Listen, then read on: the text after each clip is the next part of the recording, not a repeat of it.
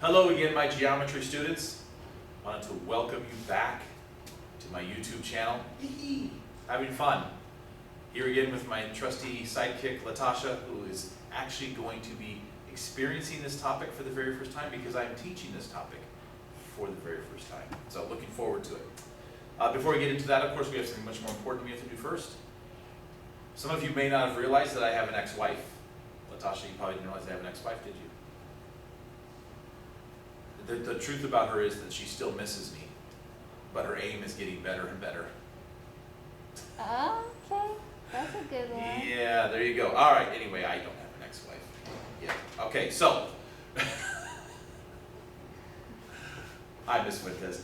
Anyway, wanted to introduce our new chapter. We finally have made our way out of chapter 1. That was a long chapter, a lot of basics of geometry to get into. So this next chapter, it's chapter 2. It's called Logic and Proofs, or Logic and Reasoning, I think is the title. Let me just double check, make sure I'm telling you the right thing. Or Reasoning and Proofs, close enough, right? Reasoning and Proofs is the next chapter. So we're going to do 3 different learning targets in this chapter. Our first one here is 2.1. It's called Conditional Statements. So I'm not meaning, I said this to Latasha before I started recording this, and she didn't believe me. I'm going to tell you the same thing. There is virtually no math involved in this at all. Some concepts that you already are familiar with, but in terms of you will not use a calculator at all for any of this. You will not take numbers and try to add or subtract or anything with them. You are doing logical reasoning to arrive at conclusions. And this is what I told you all at the beginning of geometry, why geometry is important for everyone, even those of you that are not math proficient. It's because the intention of geometry is to teach you how to think, how to determine what you can prove, what is reasonable, what makes sense. So we're going to start with this chapter 2.1, Conditional Statements. Okay, so this essential question, this is the very beginning of the chapter that I don't usually spend a lot of time on, but I want to pause here for a moment. It says, when is a conditional statement true or false? So the first thing I want you to note here, I'll zoom in there, a conditional statement is symbolized by that P arrow Q. Drop it down a smidge, right? That's how you symbolize a conditional statement, P arrow Q, and it can also be written as an if-then statement, in which P is the hypothesis and Q is the conclusion. All right, so that gives you a good example. Going to make more sense to read the example than it is for me to repeat that. So if you look here, we have this example. If a polygon is a triangle, then the sum of its angle measures is 180 degrees. Most of you probably already know that. I know Latasha knows that because we talked, and we will be talking a lot about triangles. Is that statement true, Latasha? If a polygon is a triangle, then the sum of its angle measures is 180 degrees. Is that true? Yes, it is. Each and every day and twice on Sunday, that is true. So that is an example of a conditional statement. If this, then this. P, then Q. Okay, and actually that P arrow Q really means P implies Q. So we have some example statements. A hypothesis can be either true or false. The same is true of the condition. For a conditional statement to be true, the hypothesis and the conclusion do not necessarily both have to be true. Determine whether each conditional statement is true or false and justify your answer. If yesterday was Wednesday, then today is Thursday. True or false? True, right? Unless you live in a different universe. If yesterday was Wednesday, then today definitely is Thursday. If an angle is acute, then it has a measure of 30 degrees. Is that true or false? False. Now, could that statement be true? Yeah. It could if you knew the measure of the angle, but it's false because that premise is not, that conclusion cannot be drawn, right? If an angle is acute, it could be 30, but it could be any number of things between 1 and 99, or 1 and 89. So, it is false. If a month has 30 days, then it is June. Clearly that's false, right? There's several other months with 30 days. And finally, if an even number is not divisible by 2, then 9 is a perfect cube. That's a weird thing. Because you're like, well, they aren't even related, right? Well, let's break them down though to see if either one of those is true. If an even number is not divisible by 2, is that hypothesis true? I mean, it's not really hypothesizing anything. Can an even number not be divisible by 2? No, by definition, an even number is divisible by 2, so that is already a false hypothesis. The conclusion, 9 is a perfect cube. For those of you that don't know, a perfect cube means a number multiplied by itself 3 times, right? Well, 9 is not a perfect cube. 9 is a perfect square, 3 times 3. The perfect cube would be 27, 3 times 3 times 3. All right, so neither one of those is true. That whole thing is false. I'm going to skip past that one. Let's see about this. We're going to test Latasha's memory knowledge of geometry. No math involved except concepts. If triangle ADC is a right triangle, then the Pythagorean theorem is valid for triangle ADC. In other words, if a given triangle is a right triangle, can you use the Pythagorean theorem on it to solve it? Yeah. Absolutely. If angle A and angle B are complementary, then the sum of their angles is 180 degrees. Is that true or false? False. Back to why? Because complementary is 90. Look at you. Yes. You got a really good teacher. That's false, right? Because complementary means they're 90. If figure ABCD is a quadrilateral, then the sum of its angle measures are 180 degrees. That is also false. The sum of the measures of a quadrilateral are 360 degrees. If points A, B, and C are collinear, then they lie on the same line. Is that true or false? True. That is true. By definition, that's what it means. For 3 points to be collinear, they are all on the same line. And finally, if line AB and line BD intersect at a point, then they form 2 pairs of vertical angles. That is also true. Very good. All right, so let's actually get into the chapter. What you will learn, you're going to learn how to write conditional statements. You're going to use definitions written as conditional statements, and you're going to write biconditional statements. We are not going to do truth tables. I don't see any much value in that. It's a nice concept, but nothing we're really ever going to use. So again, here's your definition. I would suggest you snap a picture of this or write it down. Again, Ms. Fuentes, as I tell them to snap a picture, they can use their iPad or their phones only to snap pictures like this, not to text, of course. A conditional statement is a logical statement that has 2 parts, the hypothesis P and the conclusion Q. When a conditional statement is written in if-then form, the if part is the hypothesis and the then part is the conclusion. So the words look like this. If P, then Q, or you can do it as a symbol, P implies Q. P, the hypothesis, then Q.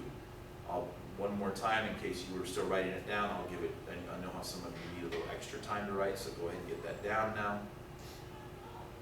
All right, so in example 1, rewriting a statement in if-then form. So the instructions here say to use red to identify the hypothesis and blue to identify the conclusion.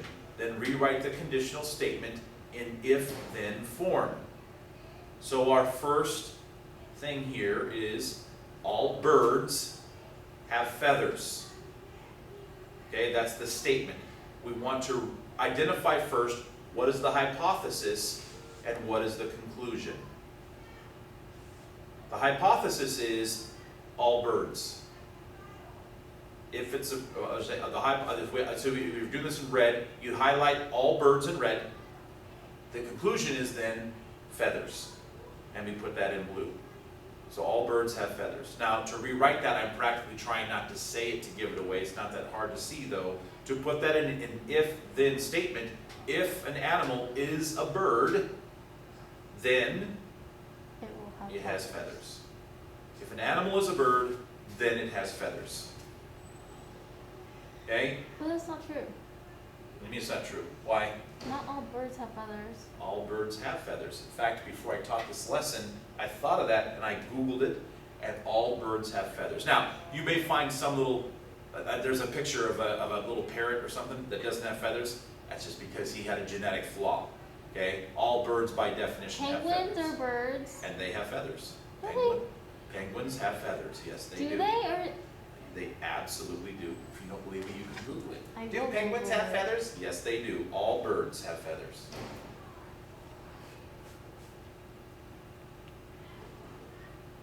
So now we're over here and things are just slightly backwards. You are in Texas if you are in Houston. Okay? You are in Texas if you are in Houston. So what is our hypothesis? The hypothesis is you are in Houston. So then the conclusion is you're in Texas. Right? So No, it looks it's like the other this. way The around. hypothesis is you are in Houston. Conclusion is you are in Texas. So you would rewrite that with the if then. If you are in Houston, Oh. then you are in Texas. Here's the thing, because I Googled this as well. There's actually other cities in the United States named Houston that are not in Texas. And in fact, there is an unincorporated township northwest of Lakeland here in Florida called Houston. So this statement isn't necessarily true, but you get the gist of it. The only town most of us know is Houston in Texas. So if you're in Houston, you're in Texas. You Google it, what does it say about penguins, Latasha? They do have feathers. They do have feathers. Of course they do. They can't fly, but they do have feathers. That's dumb. You learned something today. Imagine having feathers and not being able to use them. Well, think of the ostrich, right? Now, the feathers still have function. The feathers function for the penguin still provides a very important function. It keeps them insulated as they swim and live in the Antarctic. Those are very important functions. They just aren't used for flight. All right, so here's your chance to put yourself to work. And I'm going to let Latasha do it as well. So, Ms. Fuentes, get prepared. In just a moment, you're going to pause for the students to write these down on their whiteboards. Okay? So what you want, use red to identify the hypothesis and blue to identify the conclusion, then rewrite the conditional statement in if-then form. Okay? So, at this point, please pause the video. Okay. So let's see what we can do. We want to put the hypothesis in red and the conclusion in blue. So let's see if we can do this. All 30-degree angles are acute angles. Okay? Oh. Well, so our hypothesis is 30-degree angles. Our conclusion is acute angles. The if-then statement. What does the if-then statement sound like here, Latasha? What would you say? If an angle is 30 degrees, then it's an acute angle. Excellent job. If an angle is 30 degrees, then it's an acute angle.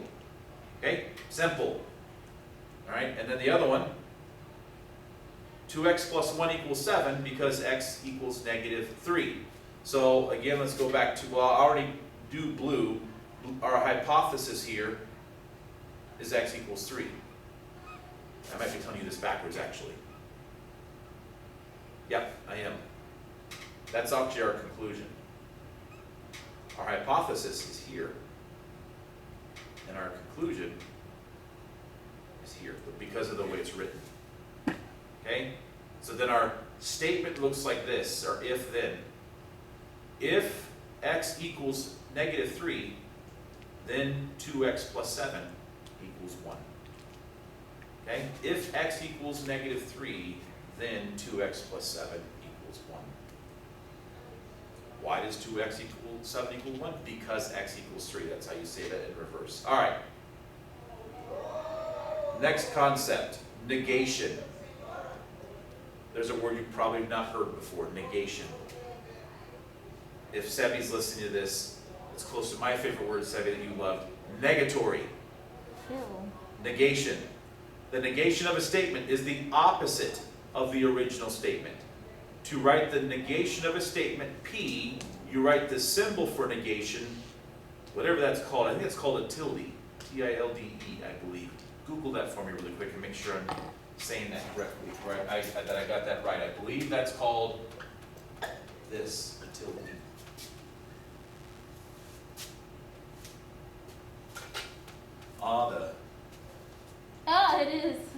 useless trivia in my head, right? It's called a tilde. That's the symbol for negation. That's also the symbol, for those of you who have taken Spanish, of course, or speak Spanish, that's the symbol that goes over your ñ, right? So, there you go, before the letter. So, not P is written tilde P, okay? So the words are not P, the symbols tilde P. Let's do some examples of negations. Write the negation of each statement. The ball is red. What's the negation? The ball is not red. The ball is not red. Not challenging. The cat is not black. Just like in math, the negative of a negative is a positive. The cat is black. So the negation of the cat is not black is the cat is black. And there was a little math there. I lied. See, you didn't trust me for good reason. There's math, right? 2 negatives made a positive. You're welcome. All right. Not really. Because in English it's considered a double negative. There, that's true too. See, English and math, the beautiful, they all fit together. Mm-mm. All right. I would suggest, I'm gonna expand this all this way because what I would suggest you do, okay, is you're gonna want to know this table. So I'll pause here for a moment for you to snap a picture of it. I think Latasha's zooming in on it so you can get a good view of it. You've got your words, your conditional statement, you've got your converse, not your ugly tennis shoes that I can't stand, your inverse, and your contrapositive. We're going to talk about each one of those, right? Your conditional statement has its converse, its inverse, and its contrapositive. So, just briefly to go over this, to write the converse of a conditional statement, exchange the hypothesis and the conclusion. I wish they would have called this the reverse. That would make more sense. You're just reversing the two things, right? So it's if P, then Q at the start. So the converse, you just flip it. If Q, then P. Not a big deal. The inverse of a conditional statement negates both the hypotenuse, or the hypothesis, nice, the hypothesis and the conclusion. If not P, then not Q. And then the contrapositive is just the reverse of that, right? You have the inverse and its opposite, the contrapositive, which is if not Q, then not P. All right, and this is a way that is used to analyze statements to determine and derive at truth and conclusions. It's all very confusing right now, but as you start to write things, you can see how it's used to identify if this is this, does that mean this is this? And if not this, then is that true? Is this or not this as well, right? So it's how you look to derive information from definitions and statements and hypotheses to arrive at your conclusions. A conditional statement and its contrapositive are either both true or both false. Similarly, the converse and inverse of a conditional statement are either both true or both false. In general, when two statements are both true or both false, they are called equivalent statements. I'm going to pause for just a second in case you're writing that down or taking the picture. All right, so we're going to write some related conditional statements. And Latasha, I want you to do this. I think you're going to enjoy this a little bit. Okay, so here's what we got this statement. Let P mean our hypothesis is you are a guitar player. Are you a guitar player, Latasha? No. Are you a player of any musical instruments, Latasha? No. What? I used to play tuba in 5th grade. Are you serious? Yeah. I would pay money to see a picture of that. And I would pay bigger money to see you doing that now. That would be fantastic. You playing a tuba would be amazing, not gonna lie. I used to play the clarinet, but then I would switch to the bass clarinet in college, which I loved. Anyway, that was a long time ago. All right, anyway, back to reality. The hypothesis is you are a guitar player. The conclusion is you are a musician. So what I want you to do is write those 4 different things we just did. The conditional, the converse, the inverse, and the contrapositive, and determine if that's true or false. Each one of those are true or false. Okay. Okay, so go ahead. Or you don't have to, you can write it or you can state it. So, I'm not going to remember it. Latasha, what is the conditional statement? If you're a guitar player, then you are a musician. If you are a guitar player, Yeah. then you are a musician. Mhm. Is that true? If you are a guitar player, are you a musician? Yeah. Yes. Okay? The converse is just the opposite. What's the converse sound like? If you are a musician, then you are a guitar player. If you are a musician, then you are a guitar player. Is that true? No. Why? Because you could be any musician. Because you could be playing any other instruments, or you could be a singer, right? That's correct. So that statement is false. Now, based on what we just saw up here, that was the converse, and the inverse then should also be false. We should predict the inverse should also be false. What does the inverse sound like? And that's where you put the words not into it. But if you are not a guitar player, then you are not a musician? Yes, if you are not a guitar player, then you are not a musician. That's true. Is that false or no, true? No, that's false. That's false. Because you could be You could be another, you could play another Yeah. instrument, right? If you are not a guitar player, then you are not a musician is not a true statement either. So that's good. The converse and the inverse are false. Our conditional is true. We are predicting our contrapositive to be true. Latasha, what does the contrapositive sound like? If you are not a musician, then you are not a guitar player. If you are not a musician, then you are not a guitar player. Is that true? Yeah. Yes. Okay, so you can get a great idea, a real simple example of how that works. And what you can see is if you change the way you look at things, if you reverse situations, it helps you draw conclusions based on data. All right, good. So monitoring progress, here's what you guys are going to do. Again, Ms. Fuentes, or whoever my sub is, you're going to pause here. Young people on exercises 3, 4, and 5, you're going to do this. For 3 and 4, you're going to write the negation of each statement. And then for 5, you're going to repeat what we just did with the guitar player, but you're going to use this P and this Q instead. You're going to write you'll write the conditional, then you'll write the converse, then you'll write the inverse, then you'll write the contrapositive. All right, so let me get it set and go ahead and pause now. All right, the first two shouldn't have taken you any time. You're just writing the negation, right? The shirt is green. The shirt is not green. The shoes are not red. The shoes are red. Okay? Those are easy. Now, the next one, the fourth thing. So our conditional statement. If the stars are visible, then it is night. Is that true? Sure. Okay? Now we go to the converse, which I like to think of as the reverse. Okay? So the converse would be, if it is night, then the stars are visible. Is that true? She's thinking. If it is night, then the stars are visible. I mean, it depends. If it depends, then what's the answer to this? It's false. It's false. Okay? Because this has to be true all of the time. Are the stars always visible at night? No, I remember being through hurricanes at night and there ain't no stars visible. I'm praying for stars to There be aren't seen. stars in the city. Okay, that's true too. You could be in the city, right? All right, now we go to the inverse, okay, which is the negation of the two.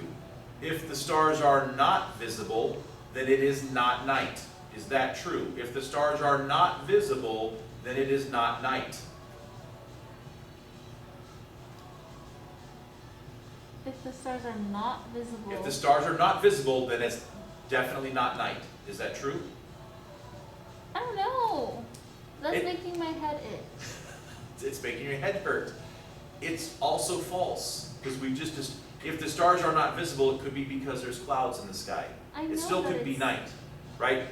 And we want that to be false. We would expect that to be false. The converse was false, so the inverse should also I know be it has false. to be false, but it If doesn't. the stars are not visible, it's not night. No, you would say, no, it's an overcast night. So the stars aren't visible, but it's still night, right? Okay. And then our contrapositive is where we flip and negate. Flip and negate. If it is not night, then the stars are not visible. Is that true? Yes, it is. If it is not night, you can't see the stars. Okay? So, yes, it hurts your head a little bit, but it's forcing you to think logically, what can I prove Because again, what you said, it depends, and if it depends, then this statement's false. Because you can think of exceptions, right? And that's important. It's important for you to understand how we get to those things. So we're going to do now some things surrounding definitions and mathematical definitions. You can write a definition as a conditional statement in if-then form or as its converse. Both the conditional statement and its converse are true for definitions. Okay? So remember, you've got your conditional statement. The converse is when you flip it. In order for something to be a definition, both of those must be true. So we're going to look at perpendicular lines. If two lines intersect to form a right angle, then they are perpendicular lines. That is a definition, right? And you all should know that. If two lines intersect and form a right angle, like we see here, then they are perpendicular lines. Now we look at the converse. Reverse that. If two lines are perpendicular, then they intersect to form a right angle. Is that true? It better be, right? That's the definition. So there you see the conditional statement and its converse are both true, making this a definition. Here's another example. Decide whether each statement about the diagram is true. Explain your answer using the definitions you have learned.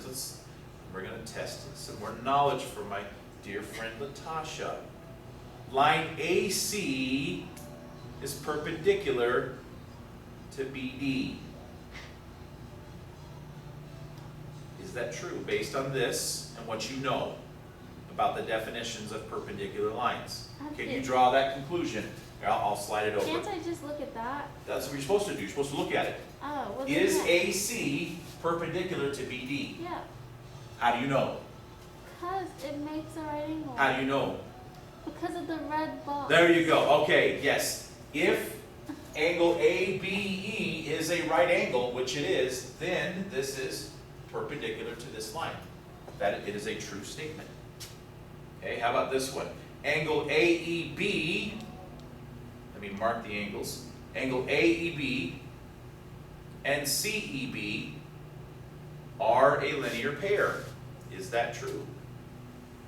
Is angle AEB and CEB a linear pair? No. She said no. And I'm going to disagree with her. Okay? If we recall, we just said in our last unit, a linear pair are two angles that form a straight line, a straight angle. Okay? And they clearly, they do that here. So that is a true statement. Sorry. No, don't let me sorry about it. Lastly, EA and EB are opposite rays. EA and EB are opposite rays. Is that true? Now she's having to think. This is all the way back to the very first chapter in geometry. Naming points, lines, and rays more than a year ago. Are those opposite rays? All of my geometry students should better know this answer already. Can't I just say no comment? You just did. Okay. They are not opposite rays because by definition they move in opposite directions from each other. They have to be on the same line moving in opposite directions, and point A and point B are not collinear, so they cannot be opposite. That's what I thought. But I know was it like, is. I'm not going to get it wrong. You were right in your thinking. All right. So we have another time for monitoring progress. Using this diagram, decide whether the statement is true. Explain your answer using the definitions you have learned. Okay, so I'll slide up just a smidge. All right. My sub, please go ahead and pause the video at this point. Give the kids a chance to come to their conclusions. Okay.